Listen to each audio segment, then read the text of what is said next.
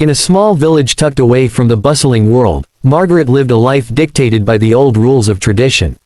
She was born into a family with deep roots in the community, where everyone knew their place, and the world seemed to operate on unspoken agreements about what was right and wrong. The village, with its cobblestone streets and age-old houses, held a quiet charm, but beneath its peaceful surface, a strong undercurrent of judgment and expectation flowed. Margaret was the daughter of a respected man, a farmer with a reputation for hard work and strong morals. From a young age, she had been taught that the ways of the old were the only ways. The world outside the village was foreign, unknown, and dangerous. Her life was carefully planned, a path set out for her by her father, the village elders, and the community. Margaret would marry a man of their choosing, have children, and spend her days tending to the home, a role she had long been prepared for. But Margaret had always been different. She was a quiet observer of the world, a dreamer who often found solace in the fields beyond the village. She would walk for hours, letting the cool breeze and the rustling of leaves calm the storm in her heart. There was a part of her that longed for something more, something that went beyond the confines of tradition, beyond the walls of her father's expectations. Yet, she kept her desires locked away, knowing that in this village, love was not something you chose for yourself. Love was a duty, not a passion. Then one day, as the autumn leaves turned gold, Margaret met Charles. He had come to the village to work with her father, repairing the barns and tending to the land. Charles was an outsider, a man who didn't belong to the village. He was different in every way. His clothes were worn and weathered from travel, his accent was unfamiliar, and his eyes held a kind of depth that Margaret had never seen before. There was something about him that drew her in, something that made her heart beat faster every time they crossed paths. At first, it was just a glance, a shared smile, a quiet hello. But as the days passed, Margaret found herself thinking about him more and more. She would wait for him to pass by her window, hoping for a brief moment of connection. She found herself stealing moments in the quiet corners of the farm, where they could talk in secret. Their conversations were soft and gentle, filled with a sadness that neither could fully understand.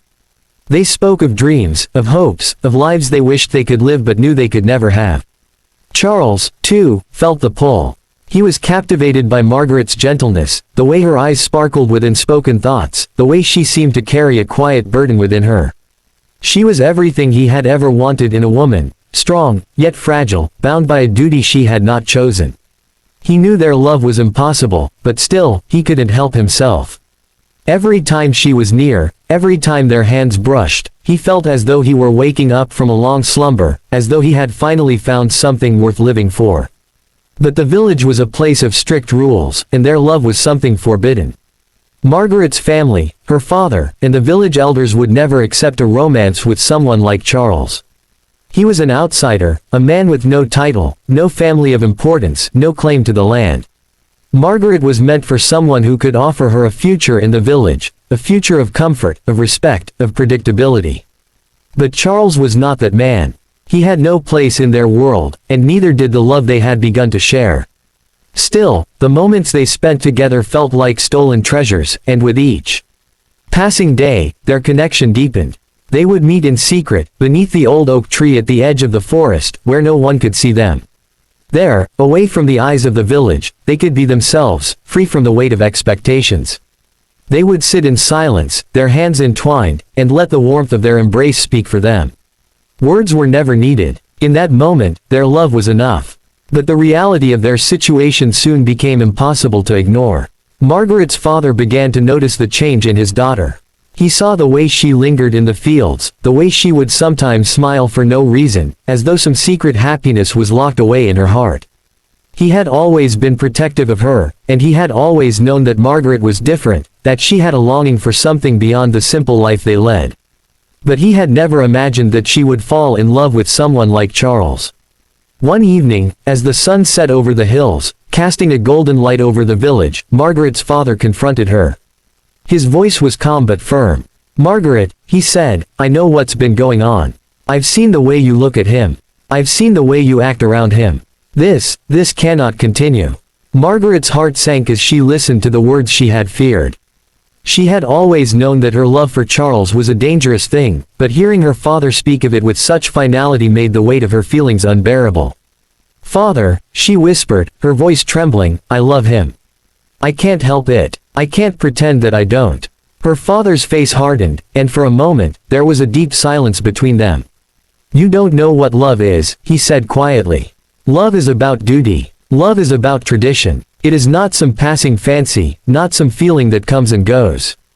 It is about doing what is right for the family, for the village. And this is not right." Margaret's heart broke as she looked into her father's eyes. She had always respected him, always done what was expected of her. But in this moment, she realized that the love she had for Charles was the truest thing she had ever known. It was not a fleeting emotion, but something deep and powerful, something that made her feel alive in a way nothing else ever had. "I am sorry, Father," she said softly, her voice barely a whisper. "But I cannot choose what is expected of me over what I feel. I cannot deny the love that I have for him." The pain in her father's eyes was almost too much to bear, but Margaret stood firm. She knew that by choosing Charles, she was choosing a life of sacrifice. She was choosing to turn her back on the life that had been planned for her, on the future her father had imagined for her. But she also knew that without love, there would be nothing worth living for. The days that followed were a blur of sorrow and longing. Margaret and Charles could no longer meet in secret, for fear of being discovered. Their stolen moments became fewer and fewer, and the weight of their forbidden love grew heavier with each passing day. They knew that their time together was running out, that soon the village would find out, and their love would be torn apart. One evening, as the first snowflakes of winter began to fall, Charles came to see Margaret one last time. He found her in the garden, her breath visible in the cold air, her face pale and tired. The sight of her filled him with an aching sadness, for he knew that their love could not survive in the world they had been born into.